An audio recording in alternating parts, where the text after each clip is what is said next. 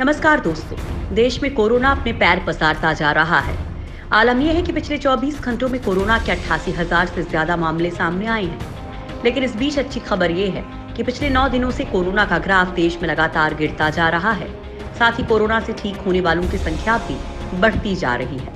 वहीं पीएम मोदी ने यूएन महासभा में दिए अपने भाषण में दुनिया को भरोसा दिलाया है कि भारत दुनिया को कोरोना के खतरे से बाहर निकाल सकता है। इसके साथ ही बेंगलुरु के एक देसी स्टार्टअप ने कोरोना जांच के लिए सस्ती किट तैयार की है, जिसे आईसीएमआर ने भी मंजूरी दे दी है। दोस्तों, इन खबरों के साथ ही हम आप लोगों को कोरोना से जुड़े कुछ शोध के बारे में बताएंगे। तो चलिए शुरुआत करते हैं कोरोना से जुड़ी गुड न्यूज के साथ। वैक्सीन पर पीएम मोदी ने दुनिया को दिया भरोसा। दोस्तों, कोरोना महामारी जब से दुनिया में फैली है, भारत ने बढ़ चढ़ कर दुनिया की हर संभव मदद की है और अब पीएम मोदी ने यूएन महासभा के 75वें सत्र को संबोधित करते हुए कोरोना वायरस के हालात, इसकी वैक्सीन और अन्य तमाम मुद्दों पर अपने विचार रखे हैं। पीएम मोदी ने अपने संबोधन में कहा कि भारत की वैक्सीन प्रोडक्शन और वैक्सीन डिलीवरी क्षमता पूरी मानवता को इस संकट से बाहर निकालने के लिए काम आएगी। पीएम मोदी ने कहा कि आज विश्व अलग दौर से गुजर रहा है। पूरा विश्व कोरोना महामारी से निपट रहा है। आज गंभीर आत्ममंथन की जरूरत है।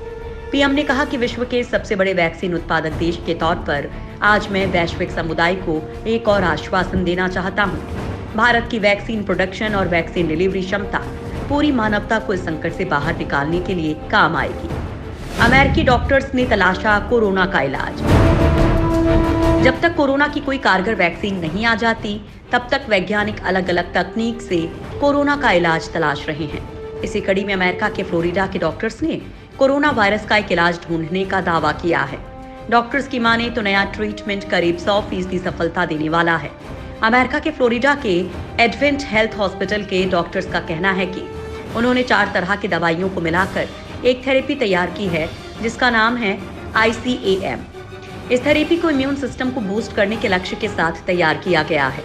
नई थेरेपी को तैयार करने वाले डॉक्टर्स ने इम्यून सिस्टम को बूस्ट करने के साथ साथ फेफड़ों को इन्फ्लेमेशन से बचाने का भी ख्याल रखा है। फिलहाल नई थेरेपी का क्लिनिकल ट्रायल शुरू किया जा रहा है। देसी स्टार्टअप ने बनाई सस्ती कोरोना टेस्टिंग किट। दोस्तों, कोरोना की जांच के लिए सस्ती और जल्द रिजल्ट देने वाली किट को लेकर तमाम शोध चल रहे हैं। इसी कड़ी में बेंगलुरु के भारतीय विज्ञान संस्थान के प्रोफेसर ने स्टार्टअप के जरिए एक देसी कोरोना टेस्टिंग किट तैयार की है। एक्वाइन बायोटेक नाम के स्टार्टअप ने RT-PCR तकनीक पर आधारित ग्लोबल डायग्नोस्टिक किट बनाई है। कंपनी का दावा है कि ये टेस्टिंग किट सस्ती और सटीक है। IISc के मुताबिक ICMR ने कुछ डायग्नोस्टिक लैब्स में इस टेस्टिंग किट के इस्तेमाल की मंजूरी भी दे दी है।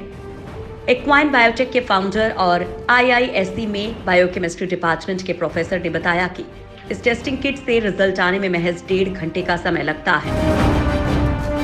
क्या भारत में गुजर चुका कोरोना का पीक? दोस्तों, भारत में पिछले 9 दिन से रोज आने वाले मामलों की संख्या घटी है। पिछले 7 दिनों में आए नए मामलों के औसत का आंकड़ा बताता है कि कोविड का ग्राफ नीचे आ रहा है। ऐसे में सवाल उठने लगे हैं कि क्या भारत में कोरोना का पीक गुजर चुका है? दरअसल महामारी शुरू होने के बाद 17 सितंबर से 26 सितंबर के बीच का वक्त ऐसा रहा है जब लगातार गिरावट देखी गई है। वो भी तब जब टेस्ट का 7 दिन पर औसत 17 सितंबर को 10,70,000 से बढ़कर 25 सितंबर को 11.2 लाख हो गया। यानी ज्यादा टेस्ट के बावजूद केसेस की औसत में बढ़त नहीं हुई। 17 सितंबर को डेली केसेस का औसत 93,199 था। यह महामारी शुरू होने के बाद का सबसे ऊंचा आंकड़ा है। European centre for disease prevention and control के पास मौजूद डेटा के अनुसार तब से ये लगातार कम हो रहा है।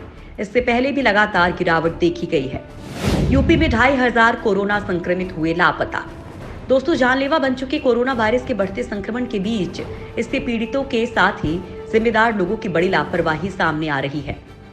यूपी में कोरोना संक्रमण के बढ़ते मामलों में राजधानी लखनऊ लंबे समय से पहले पायदान पर है और अब वहां करीब 2,400 से 2,500 संक्रमित लोगों के गायब होने से मामला और गंभीर होता जा रहा है। लखनऊ में कोरोना संक्रमित बड़ी संख्या में लोग गायब हैं।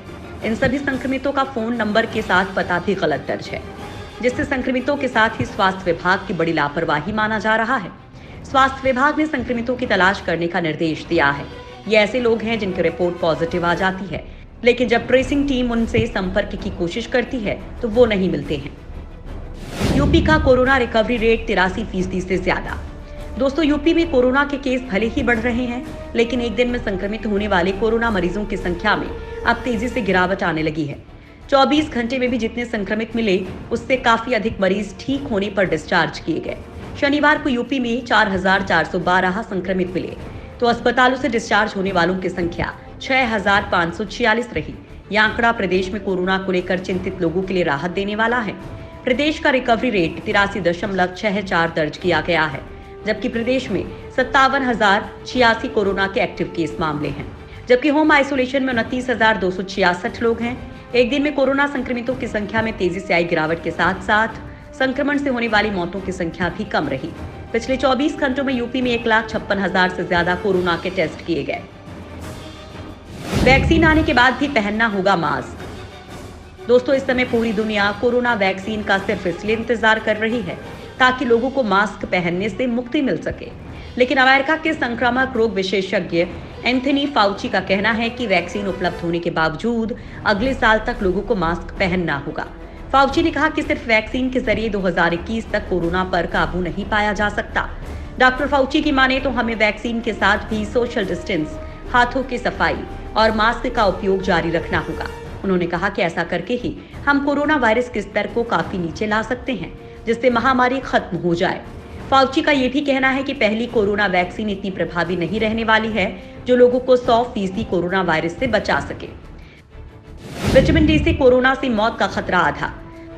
दोस्तों, कोरोना के संक्रमण से बचने के लिए अक्सर डॉक्टर विटामिन डी की मात्रा बढ़ाने को कहते हैं, और अब एक रिसर्च से पता चला है कि कोरोना वायरस के जिन मरीजों में पर्याप्त मात्रा में विटामिन डी की मात्रा मौजूद होती है, उनकी मौत का खतरा 52% कम होता है। एक नई स्टडी में इस बात की जानकारी मिली है। अमेरिका की बोस्टन यूनिवर्सिटी के रिसर्चर्स ने यह स्टडी की है।